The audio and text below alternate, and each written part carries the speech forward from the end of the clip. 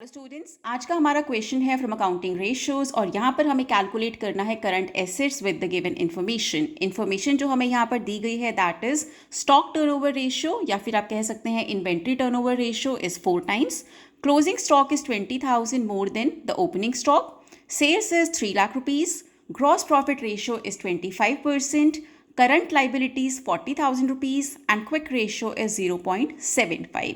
अब सबसे पहले हम यहाँ पर ये सोचेंगे कि हमें कैलकुलेट करना है करंट एसेट्स। सो यहाँ पर ऐसा कौन सा आइटम है जहाँ पर आप करंट एसेट या फिर एसेट को रिलेट कर सकते हैं। सो सिंपली क्विक रेशियो का फॉर्मूला होता है क्विक एसेट्स और you can say liquid assets by current liabilities. Quick ratio given है, करंट लाइबिलिटीज गिवन है, तो हम क्विक एसेट्स का वैल्यू इजीली कैलकुलेट कर सकते हैं। सो क्विक एसेट्स में ऐसा क्या ऐड करना होता है that you get your current assets. Quick assets में generally inventory is added to get to the current assets. Inventory के लिए हमें यहाँ पर बहुत सारी इन्फॉर्मेशन गिवन है। सबसे important information is stock turnover ratio. Stock turnover ratio का फॉर्मूला होता है cost of goods sold by average inventory and average inventory से हम कैलकुलेट कर सकते हैं what is the closing stock for the company as well, क्योंकि हमें यहाँ closing stock and opening stock का रिलेशनशिप भी गिवन है।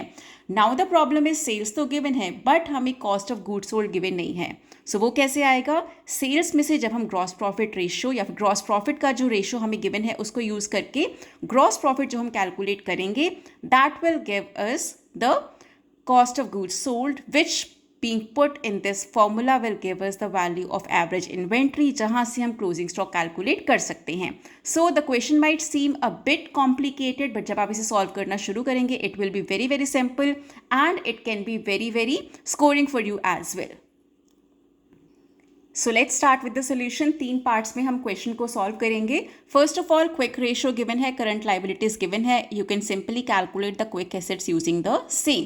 क्विक रेशियो है 0.75, क्विक एसेट्स हम कैलकुलेट कर रहे हैं, current liabilities is 40,000 rupees, cross multiplication and you get quick assets as 30,000 rupees. Very simple.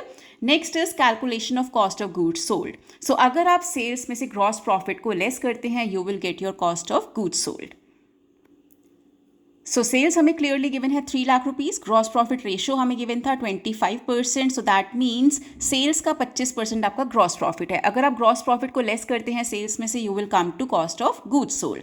So 3 lakh is sales minus 25% of 3 lakh, you get to cost of goods sold as 2,25,000 rupees.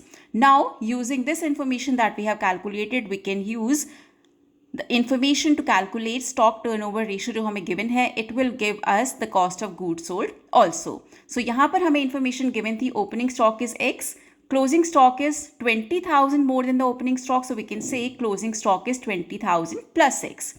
Using the formula stock turnover ratio given है 4 is equal to cost of goods sold, अब calculate कर चुके हैं 2,25,000 divided by average inventory. Average inventory कैसे calculate करते हैं? Opening stock plus closing stock हमारे पास क्या है x plus 20,000 divided by 2. Now putting all the numbers here you can simply operate the mathematical operations and you will get opening stock, that means the value of x as 46,250.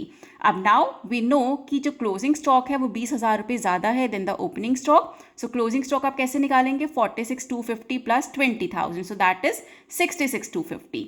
Now we have the closing stock, we have the quick assets, so we can calculate current assets which will be total of quick assets and closing stock, getting it to be 96,250 rupees. Here simple formulas we have employed and simple information, simple knowledge also is being applicated here.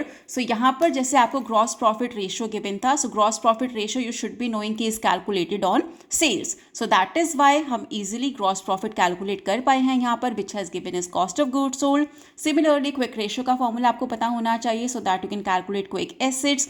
Now putting all the formulas together and the process together you can easily calculate the value of current assets which is coming to be 96,250 rupees.